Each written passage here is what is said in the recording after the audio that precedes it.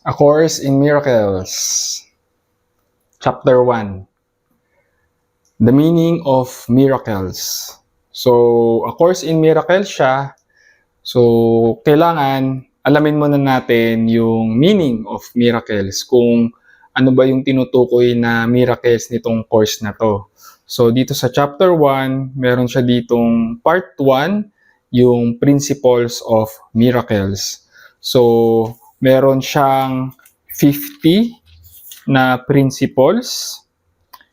Hindi na natin siya iisa-isahin. Pipili na lang tayo ng ilan na pwede nating pag-usapan and importanteng malaman natin. Okay? So, kung gusto mong basahin yung buong text, available naman siya online, no? Nasa acim.org, or ilalagay ko yung link sa baba ng video na to para pwede mong basahin. Available din siya sa website ko, so ilalagay ko rin yung link na yon.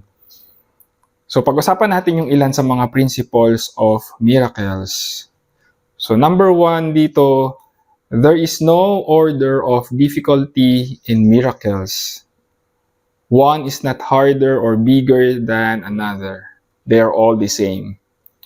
So, unang-una, hindi daw mahirap yung miracles. No, mamaya malalaman natin kung bakit.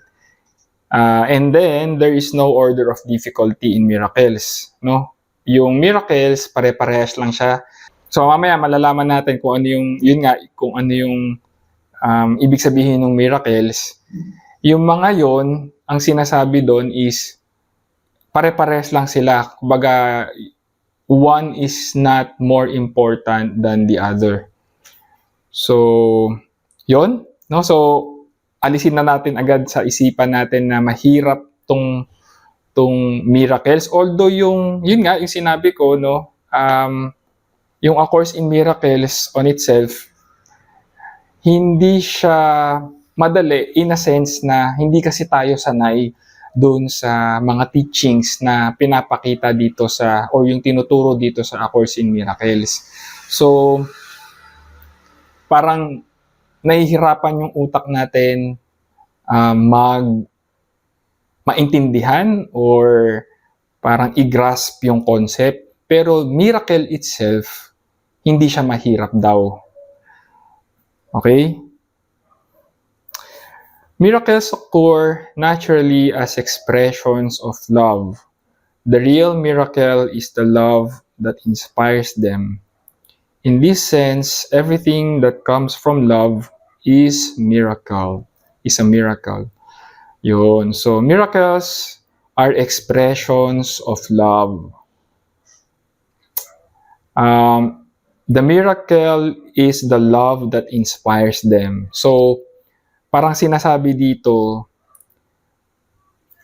miracles occur naturally as expressions of love. Yung miracles are effects of love. Yung love, yung cause. No? So, ang real miracle daw doon is yung love, no, that inspires them. Kaya naman, anything or everything that comes from love is a miracle. Kasi nga, love is the miracle itself. Yun yung real miracle. Miracles are natural. When they do not occur, something has gone wrong. Ito, kaya nga, di ba yung unang principle is there is no order of difficulty in miracles. Kasi miracles are natural. No? Ito daw yung natural order of things. No? So, pag hindi daw ito nag-o-occur, kung hindi natin na-experience yung miracle na yon, something has gone wrong. No? Kung ano yung something na yon, later madidiscover natin siya. And by the way, baka ang naiisip mo lang na miracle is yung mga kababalaghan na pangyayari, no? Yung mga patay na bubuhay. That's an expression or that's a manifestation of the miracle. Pero yung miracle na tinutukoy dito ay mostly internal experience siya, no? Inner experience siya. And then, yung mga inner experience na yon, may or may not have physical manifestation. Okay? So kung hindi daw natin na-experience yung miracle state, yung state of miracle, merong something. No? Something has gone wrong. So mamaya alamin natin yun. Or sa mga susunod na video, alamin natin kung ano yung something na yun. Miracles are everyone's right, but purification is necessary first. No? So, yan, no? Everyone's right. So, lahat tayo, kumbaga, it's our right to experience miracles. But, purification is necessary first. No? So, kung tatandaan mo doon sa introduction, nabanggit natin na ang aim ng A Course in Miracles is to remove the blocks to the awareness of love's presence. No? At nasabi nga natin na yung love is the real miracle. So, removing of blocks to the awareness of love, ito yung sinasabi na purification. So, purification, no? Sabi nga natin, isipin mo para siyang yung apoy, no? Kung merong truth at may mga illusions, pag sinalang mo sila pareha sa apoy, no, matutunaw doon yung madidissolve doon yung mga illusions. Or katulad ng ginawa nating example last time, example dito sa kwarto, kung madilim yung kwarto, no, ang symbolism nun is yung unconscious mind natin, yung pagiging madilim, yung darkness, no, yun yung symbolism ng unconsciousness, no, and then yung awareness is yung light, no. So doon sa darkness na yon, marami tayong mga unconscious beliefs, no, na nagra-run na program sa ating isipan, no. So kailangan magkaroon tayo ng awareness, no, kasi yung awareness na yon, siya yung ilaw na magpapaliwanag doon sa darkness para makita natin kung ano yung truth at illusions. At yung illusions, pagkabukas mo ng ilaw, mawawala lang siya. Kumbaga hindi kasi siya nag-i-exist, di ba? Yung principle ng dalawa yung main principle ng A Course in Miracles, nothing real can be threatened and nothing unreal exists, no? So ganun lang yung gagawin, kailangan lang maging aware tayo, and then once na maging aware na tayo, magka-come up yung or magra-rise up to our awareness yung truth and illusions, no? And purification will happen. Ang matitira na lang yung truth, and yun, doon natin ma-experience yung the state of miracles. No? Kasi nga, miracles are natural. Ito, maganda. Miracles are a kind of exchange. Like all expressions of love, which are always miraculous in the true sense, the exchange reverses the physical loss. They bring more love both to the giver and the receiver. Okay, so sabi dito, reverses the physical loss. Kasi di ba, ang perception natin sa giving and receiving, during the exchange, merong something na nawawala dun sa nagbibigay, dun sa giver. And merong nagigain yung receiver.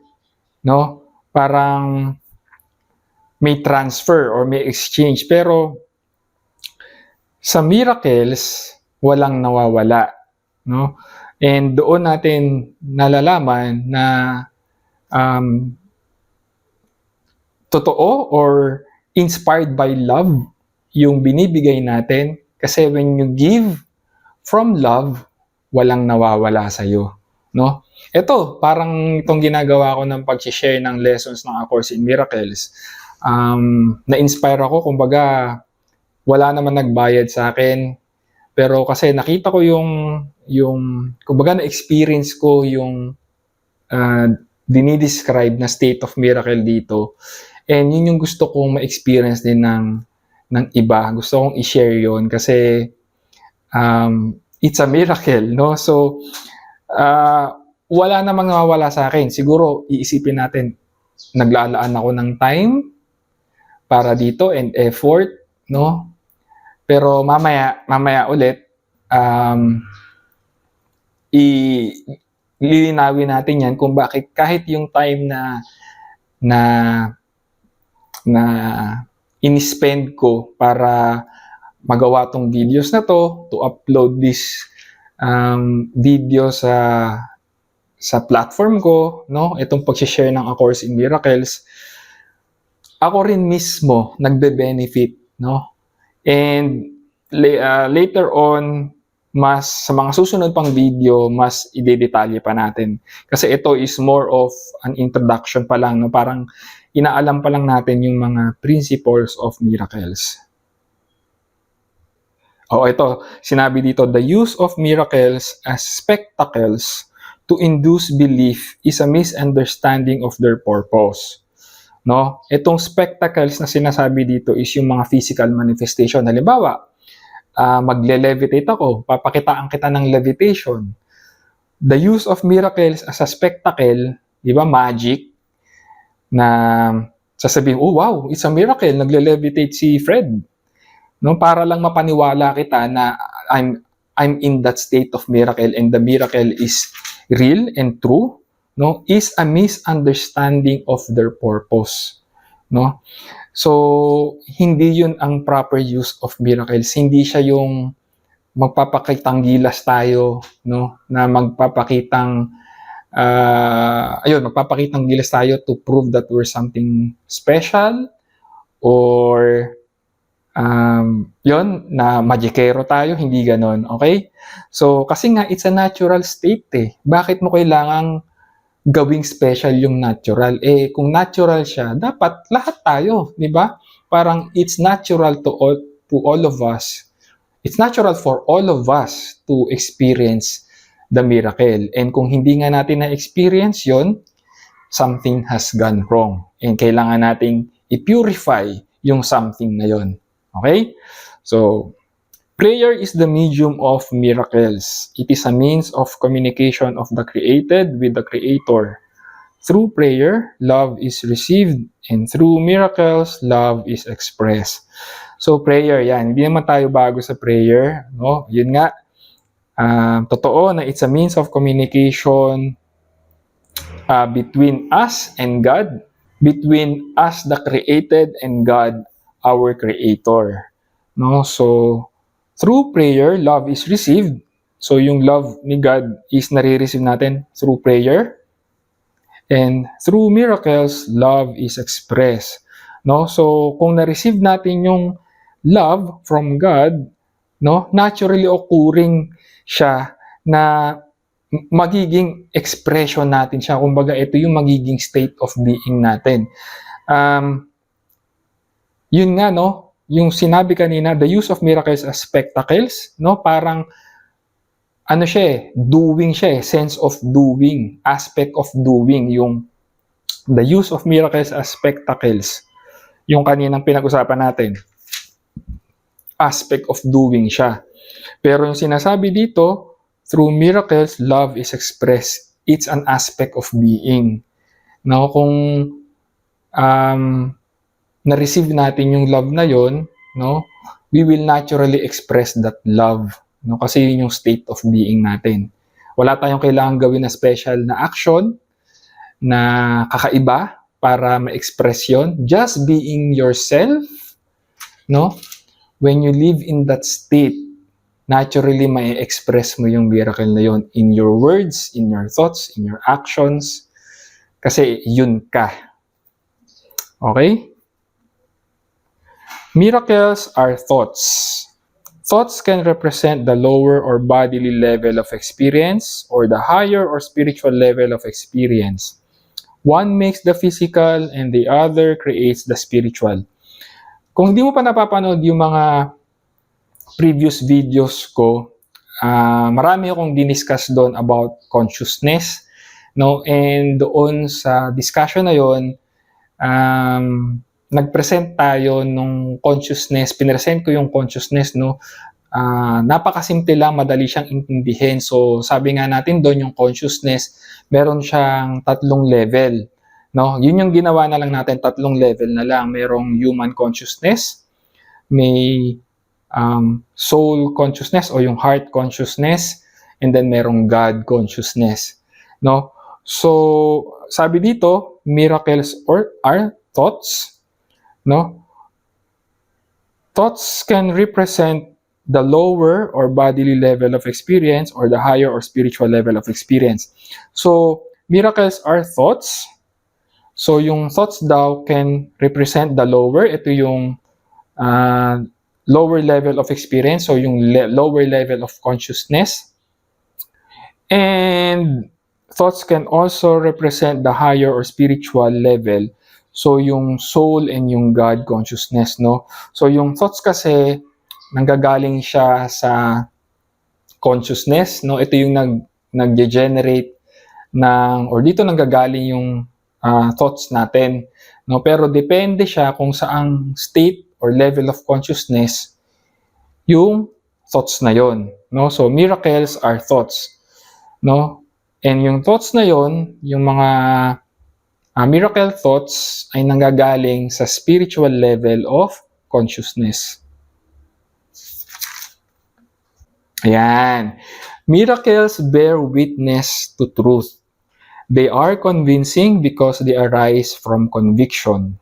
Okay? So, yung truth kasi, dahil totoo siya, hindi na natin siya kailangang i-convince, no? Hindi natin siyang kailangang i-convince yung sarili natin o yung ibang tao. Kasi truth siya eh. Totoo siya. So, yung miracles na yon, having miracle thoughts, siya yung nagbe-bear witness to truth, no? So, sabi nga natin, yung A Course in Miracles, hindi niya tinuturo yung meaning of love, hindi niya tinuturo yung meaning of truth, kasi these are only words, these are only lessons, they are only pointers to the truth, no? So, miracles bear witness to truth. Tinuturuan lang tayo ng A Course in Miracles para maging witness, maging aware tayo dun sa truth na yon, no? Hindi natin kailangan i-convince yung sarili natin o yung ibang tao, sino man, kasi nga the truth will always be true. Yung convincing, hindi siya kailangan ng truth, pero yung illusions, yung mga lies, yun ang kailangan ng pagko-convince. Kasi hindi siya totoo eh. 'Di ba? Para ma-convince mo yung sarili natin o yung ibang tao of the lies, no, para mapaniwala mo sila, kailangan gagalingan mo mag-convince, 'di ba? Pero yung truth, hindi niya kailangan ng pagko-convince kasi it is true. It can stand on its own. Kailangan mo lang maging aware, no? So itong ginagawa ko, this is not to convince you of anything, no? Kasi nga hindi ito, kumbaga, nagsishare lang ako ng mga principles, ng lessons na nakatulong sa akin. Kung makatulong sa iyo, kung ma-apply mo rin sa buhay mo, that's good. I'm happy for that. Pero kung hindi naman, that's okay din. Walang problema. Kung ano man yung path na mas okay sa'yo, that's good kasi all paths lead home naman. All paths lead back to God. So, walang problema doon. No, the more, the merrier. The more, the merrier. Okay? So, next. Ayan. Each day should be devoted to miracles. The purpose of time is to enable you to learn how to use time constructively. Yan. Merong sinabi si Albert Einstein, o hindi ko alam kung siya talaga nagsabi nun, pero yung quote is attributed to Albert Einstein. Sabi niya, there are two ways to live your life. One is as if everything is a miracle, and the other is as if nothing is a miracle. No? So it's either everything is a miracle or nothing is a miracle. Walang in between, walang gray area. No? So each day daw should be devoted to miracles. No? So ang kailangan i-aspire natin, no? We aspire na yung bawat araw natin is devoted to miracles. No, yung pagiging, yung ilalagay natin yung state natin o ilalagay natin yung sarili natin in that state, in the state of miracles. So yun yung ituturo sa atin ang Course in Miracles kung paano natin yon magagawa.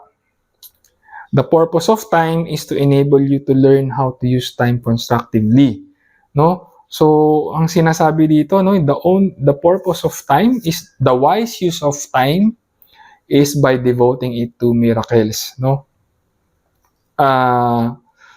So tuturuan tayo, matututunan natin how to use time constructively. No, katulad nga nung sinabi ko kanina, kaya ito yung reason kung bakit walang nawawala sa akin in terms of time, kasi I'm using it effectively or I'm using it wisely, no? So ako feeling ko making use of the time properly, no? And hindi ko na-feel na I'm wasting my time kasi alam ko na itong A Course in Miracles in one way or another ay makakatulong din sa iyo at sa iba pang tao, no? So nafe-feel ko na I'm doing something meaningful and purposeful, no? And nafe-feel ko na I'm using this time constructively. And ikaw rin, no, na nagpa-participate dito sa ating self-study ng A Course in Miracles. You're using your time effectively rin, no? Kasi 'di ba? Parang ako personally mas na-realize ko na parang after din nung kasi meron din ako mga projects rin na nagawa na before and okay naman, na-accomplish ko naman yung gusto kong i-accomplish. Parang iba pa rin yung fulfillment, yung joy na na-feel ko in sharing this A Course in Miracles, no? So ito, no, makapal tong book na to. Baka more than a year or hindi ko alam, baka forever na natin tong gawin as long as we live. And tingin ko, enjoy lang natin yung time, no? So yun yung sinasabi na the best use of time is to devote it to miracles, no? Yung gamitin natin yung time constructively. Yan, ito yung sinabi natin kanina. Miracles are teaching devices for demonstrating it is as blessed to give as to receive. They simultaneously increase the strength of the giver and supply strength to the receiver. So, ayun nga, parehas tayong nababless in sharing A Course in Miracles. No? Walang nawawala sa atin. Kung meron man, it's a misperception. Ito, very important, itong next principle, lalo na in terms of health. Miracles transcend the body. They are sudden shifts into invisibility away from the bodily level. That is why they heal. Alright, so miracles transcend the body. Meron tayong separate na discussion about this, no? Yung sa body identification, malaking aspect siya sa teaching ng A Course in Miracles. Pero sinasabi dito na yung miracles, it goes beyond the body. Kaya nga, di ba sabi natin kanina, yung miracles are thoughts from the higher perspective, from the spiritual level, from the soul consciousness or God consciousness. No, so transcend the body. This is why they heal. So saan ba nagma-manifest yung sickness, 'di ba, sa bodily level? And so kung miracles transcend the body, 'di ba? Yun pa lang, magkakaroon na tayo ng sudden shift, no, away from body identification, no? Nagkakaroon tayo ng awareness between or parang nade-detach, no? Nade-detach tayo doon sa ating sickness, kung meron mang physical manifestation sa body, no?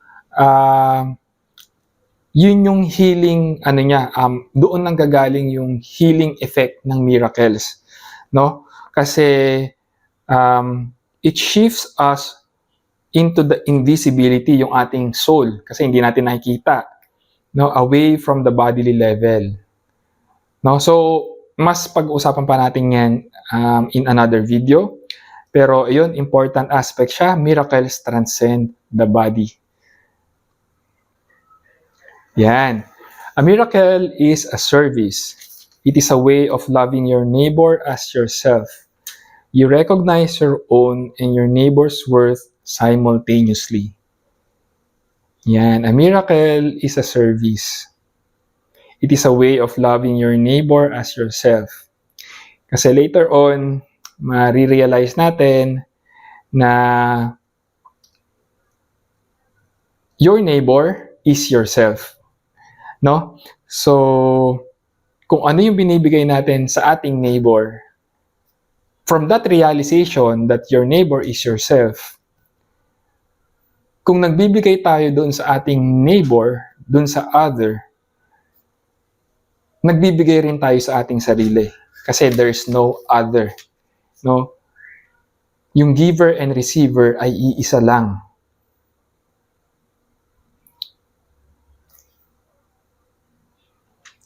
Yan, sakto. Miracles make minds one in God. Yun. Miracles make minds one in God. Important na word dito is yung minds. No? Kasi nga, miracles goes beyond the body. We cannot be one in the body. No? Kahit anong pilit nating ipag-join yung katawan natin. Pero, yung miracles work dun sa ating sa mind level, no, sa ating consciousness, no, it make minds one in God. No, so doon natin marirealize yung oneness na sinasabi, no, sa spiritual language. Ito yung oneness. Doon natin siya nare-realize through miracles. Miracles reawaken the awareness that the spirit, not the body, is the altar of truth. This is the recognition that leads to the healing power of the miracle. Yon, katulad nga nung sinabi natin kanina, reawaken the awareness. Tinuturuan tayong maging aware that we are not the body, we are the soul. No, we are the soul having a human experience. Ito yung altar of truth. This recognition leads to the healing power of the miracle. No, recognition, recognize. Cognition means knowing. Recognize means to renew. No, ibig sabihin, alam na natin. No, merong quote na maganda, the soul already knows what your mind or what your brain is trying to understand, no? Your soul, the soul already knows. Alam na, kailangan lang natin siyang i-renew, i-recognize, no? At yung recognition na yon is what leads to the healing power of the miracle. Kasi syempre, di ba, pag na-recognize mo, pag na-realize mo na yeah, I'm a soul. I'm the soul. Na this is just the body. I'm not the body. So, hindi natin siya binabypass, no? Nagiging aware lang tayo of who we really are. That we are not the body, we are the soul. And from that recognition, no, mas nagkakaroon tayo ng, kumbaga, mas nagiging possible yung healing. Kasi, na-detach na natin, kumbaga, naging from that thought alone, nagkaroon tayo ng sense of freedom from our body and kung ano man yung pain, yung sickness na meron yung body natin. Diba? Parang nagkaroon na tayo ng magandang vantage point to address kung ano man yung issue na meron tayo. No? Kasi we no longer identify ourselves with the body but with the spirit. Ito yung magandang passage sa Bible na be born of spirit, no? Kumbaga, kaya sinasabing born again kasi kumbaga lumaki tayo na ang thinking natin, ang perception natin is we are identified with this body, no? Yun lang yung alam natin, and madali nga naman paniwalaan yun kasi eto, nakikita natin siya physically, tangible siya, no? Yung soul hindi naman natin nakikita, no? Sino magsasabi na, paano mo masasabihin na we are soul? Eto nga, may katawang tao tayo, no? So, in order to realize that, we have to be born of the Spirit, no? So, yun yung sinasabi dito na miracles reawaken the awareness. No? Tinutulungan tayong maging aware. Ibalik sa atin yung awareness na yon. Kaya, recognition, renew, no?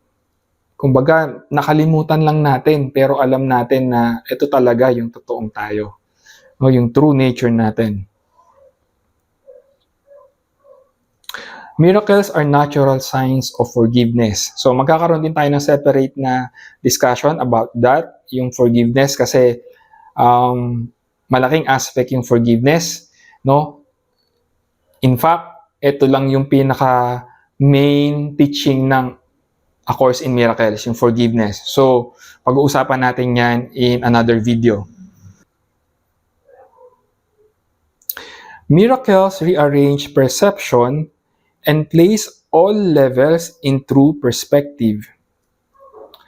This is healing because sickness comes from confusing the levels. So ito na naman yung levels of consciousness, no? So from that different level of consciousness, may iba't iba tayong perception. Nagkakaroon tayo ng iba't ibang perception.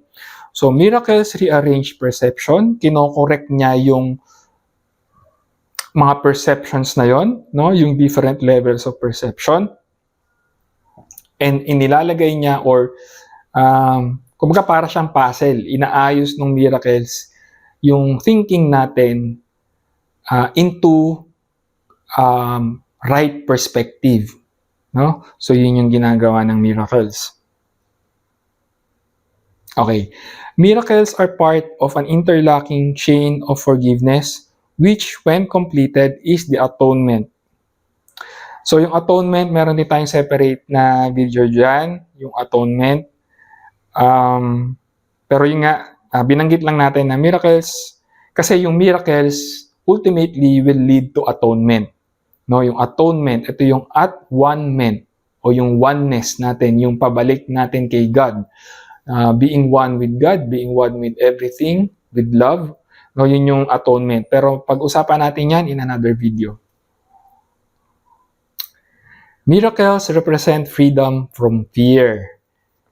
Yun, freedom from fear. Atoning means undoing. So yun, yung atonement ulit.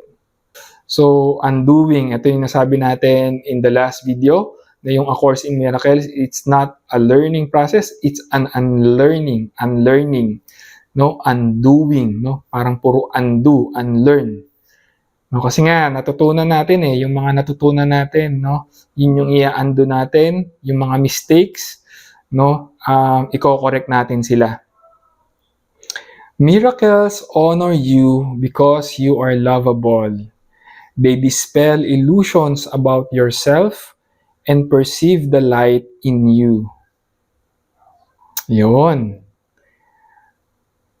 You are lovable because you are love. They dispel illusions about yourself, no? Anything other than love, yung mga self-judgment, hindi siya totoo. Later on, mas pag-uusapan pa natin yan. And miracles perceive the light in you. Yung miracles, it's an insight, not eyesight. And nasabi nga natin kanina, di ba, ito yung communication natin, form of communication natin with God. No? So kung meron tayong mga miracle thoughts, no? Yun yung mga godly thoughts or loving thoughts. No? Siyempre, kung loving thoughts siya,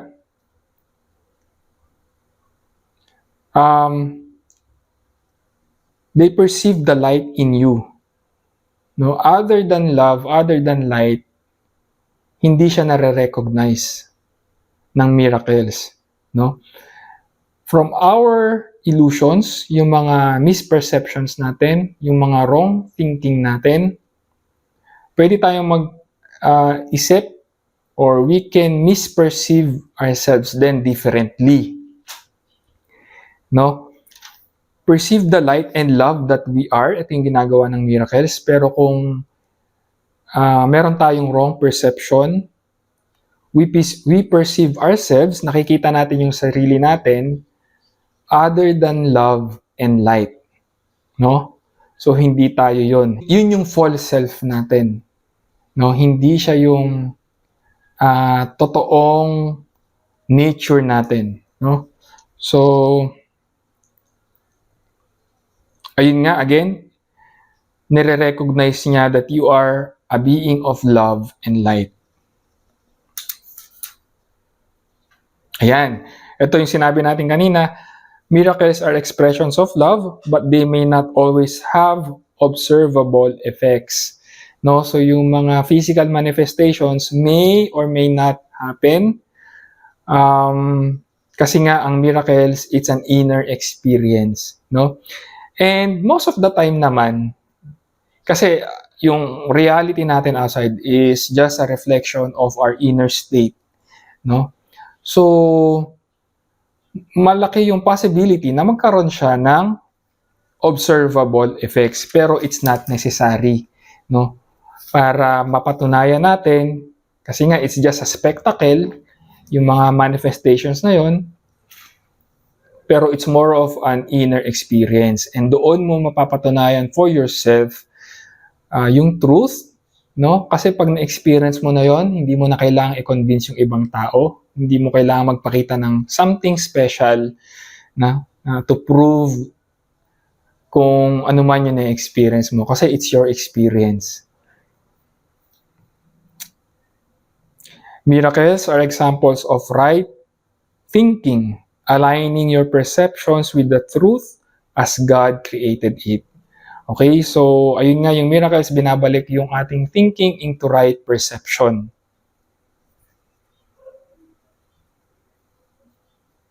Okay, the Holy Spirit is the mechanism of miracles. Since miracles are inner experiences, no, meron din tayong inner teacher. No, kasi nga, kumbaga ito, pinopoint niya, di ba, pointers lang tong mga to, pinopoint niya tayo dun sa Holy Spirit. Kasi yung Holy Spirit, siya yung mas magtuturo sa atin nung totoong teaching. Kumbaga kung ano man yung, kasi nga di ba sabi natin yung words are only descriptions, pero yung true essence, hindi talaga natin siya makakapture in words. Pero yung Holy Spirit, hindi niya kailangan ng words. No? Mag-i-inspire lang siya ng thoughts, siguro thoughts or another way, no, para ma-realize natin yon on our own. Ayan, the Holy Spirit is the mechanism of miracles. So pwede nating sabihin na the Holy Spirit is the inner teacher of miracles. Kasi yung Holy Spirit, He recognizes both God's creations and your illusions. No? So, yung Holy Spirit daw, nakikita yung lahat ng thoughts natin, no? Kung alin doon yung totoo, at alin doon yung lies, yung illusions. No? And nase-separate niya, nadi-distinguish niya kung alin doon yung true from the false. No? Ito, sabi dito, He separates the true from the false by His ability to perceive totally rather than selectively. Kasi tayo, ang nakikita lang natin yung part, no? Pwedeng ang makita lang natin yung part, no, nung whole, pero yung Holy Spirit, nakikita niya yung whole. Kaya nakikita niya yung lahat ng parts. Nakikita niya kung aling part yung illusion, aling part yung totoo. No? Ayan. The miracle dissolves error. Ito na yung sinasabi natin nagdi-dissolve yung mga illusion. Because the Holy Spirit identifies error as false or unreal. This is the same as saying that by perceiving light, darkness automatically disappears. Ito na yung analogy yung sinabi natin kanina, yung sa kwarto. No, pag madilim, hindi natin alam kung ano yung nasa loob ng kwarto, kung ano-ano yung naiisip natin, no? So ito yung mga thoughts natin, ano kaya yung meron dun sa kwarto na yon? No, hindi natin alam kung ano yung mga bagay na nandun. Pero the moment na binuksan natin yung ilaw, yung light of awareness, which is yung ginagawa ng Holy Spirit, tinutulungan, parang yung Holy Spirit, binubuksan niya yung ilaw, no? Para makita natin yung room, yung kwarto. And pagbukas ng ilaw, yung darkness automatically disappears. Siyempre, nagkaliwanag na eh. So kung ano man yung illusion doon sa room na yon, automatic na de-dissolve, nawawala. Ang natitira na lang kung ano yung totoo, kung ano yung true. No, so yun yung function ng miracles and yun yung tinuturo sa atin ng Holy Spirit. Ito, miracles arise from a miraculous state of mind or a state of miracle readiness. No? So, yun yung objective natin sa A Course in Miracles, yung kasi na-condition yung utak natin into false thinking, negative thinking, no? Yung mga maling perception. So, yung miracles, A Course in Miracles, binabalik niya tayo dun sa right thinking, no? Dun sa miraculous state of mind or state of miracle readiness, no? Awareness, yung other term doon, para maging ready tayo to acknowledge, to recognize yung miracles. The miracle is an expression of an inner awareness of Christ and the acceptance of His atonement. No? So, miracle is an awareness daw of Christ. No? So, ito yung tinuturo sa atin ni Joshua, no? Si Jesus. Yung the kingdom of heaven is within. No? Yung kingdom of Christ. No? So, binabalik sa atin ng miracle yung awareness na yon, no, yung awareness of the Christ within. Ayan. The Holy Spirit is the highest communication medium. When you return to your original form of communication with God by direct revelation, the need for miracles is over. No? So, ang quote natin dito sa A Course in Miracles is, when the student is ready, the teacher appears. So, yun yung miracles, yun yung A Course in Miracles. Sabi dito, when you return to your original form of communication with God by direct revelation, the need for miracles is over. So, pag natutunan na natin yung lesson na tinuturo ng A Course in Miracles, no? Nagawa na ng A Course in Miracles yung purpose niya, yung nabalik na tayo dun sa communication with God, yung oneness natin with God, no, the need for miracles is over. So kung nung una, when the student is ready, the teacher appears. When the student is ready ulit, no, when the student is ready ulit, the teacher disappears. Ready in a sense na, kumbaga, ready na siya dun sa next stage. Kumbaga, nagawa na ng teacher yung role niya. No, the teacher disappears. No, nagawa na ng A Course in Miracles yung function niya. The need for miracles is over. The miracle is a learning device that lessens the need for time. Tulad ng nabanggit natin dun sa introduction, no, lahat tayo nandito sa journey na to, no? It's just a matter of whether we're aware or not. And it's just a matter of time. Guaranteed na siya na we're all going back home, no? Actually, hindi going back home kasi we never left naman eh. Pero yung realization lang, no? Yung realization na yon, we can only delay that realization. Pero kumbaga eventually, ultimately, lahat tayo, doon tayo papunta. Kumbaga yun yung ating destination, no? So yung miracle will lessen the need for time. Yung delay, kumbaga siya shorten na, no? And pati yung function ng time, nawawala na rin yung essence ng time kasi the only use, kumbaga, 'di ba nabanggit nga natin, the only proper use of time is yung yung miracles, no, devoting ourselves to miracles, no. So dahil nagiging proactive na tayo dito sa ating journey, no, yung need for time nababawasan na. Kumbaga hindi na natin siya dinedelay kasi ginagawa na natin siya ngayon. And there's no other time than now. Kumbaga yung time kasi ito yung isa sa mga pinakamalaking illusion, no? It's a mind-made, man-made, no? Gawa ng utak natin.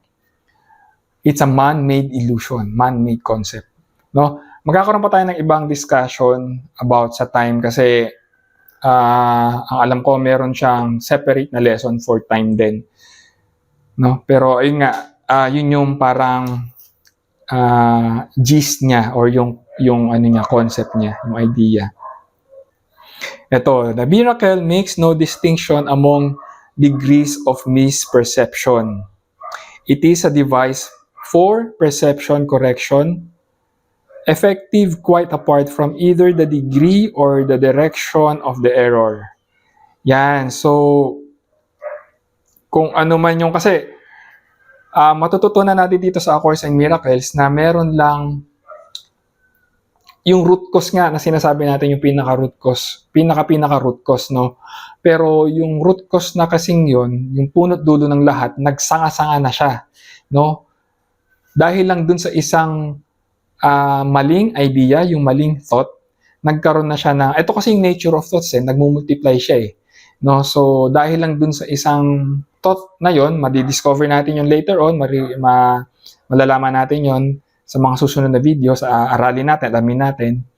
Pero dahil lang dun sa isang wrong thought na yon, nagsanga-sanga siya, no? Dumami ng dumami. Ito na nga yung iba't ibang negative experience na meron tayo dito sa ating human experience, no? So yung miracle, wala siyang pakialam kung gaano man kadami yung sanga-sanga na yon, no? Parang ang goal niya is yung one thought na yon makorek niya, no? Although dito sa A Course in Miracles, yung mga sanga-sanga na yon pag-uusapan natin, yung sa relationship, yung sa happiness, no? Marami siyang topics dito. Yun yung mga sanga-sanga, yun yung mga misperceptions dun sa different aspects na yon. Pero yung overall, walang distinction dun sa mga sanga-sanga na yon. Para sa miracles, kumbaga meron lang isa talagang error, no? Once na makorek yung error na yon, automatic yung mga, kumbaga pag pinutol natin yung ugat, di ba, yung mga sanga-sanga rin, nakadepende dun sa ugat na yon. So it makes no distinction. Sa miracle, nakikita niya na yung multiple errors ay as a whole, iisang error lang siya kasi isa lang yung nag-cause sa kanya, no? Yung pinaka-root cause nga. Madidiscover natin yun sa mga susunod na video. Yan, the miracles, ito yung last principle. So meron siyang 50, no? Ito na yung pang last. The miracle compares what you have made with creation, accepting what is in accord with it as true, and rejecting what is out of accord as false. No? So, yung miracles, kino-compare niya daw yung right and wrong perceptions natin. No? So, kung yung perceptions na tama, yung nag-a-align dun sa truth, nare-recognize niya as true, and yung out of alignment with the truth is false, no? So ina-identify niya lang, nare-recognize niya lang. So nadi-distinguish niya, no? So etong thoughts na to, it's based on love. Etong thoughts na to, it's based on fear. So yun yung distinction na ginagawa ng miracles, no? Dinidistinguish niya kung ano yung thoughts from fear at kung ano yung thoughts from love, no? And doon yun yung nagiging basis, no, doon sa miracle. Kasi yung miracle is a shift of perception from fear to love. And yan yung mga pag-uusapan natin sa mga susunod pang videos. Okay? So, thank you for joining me in this session and I'll see you in the next one.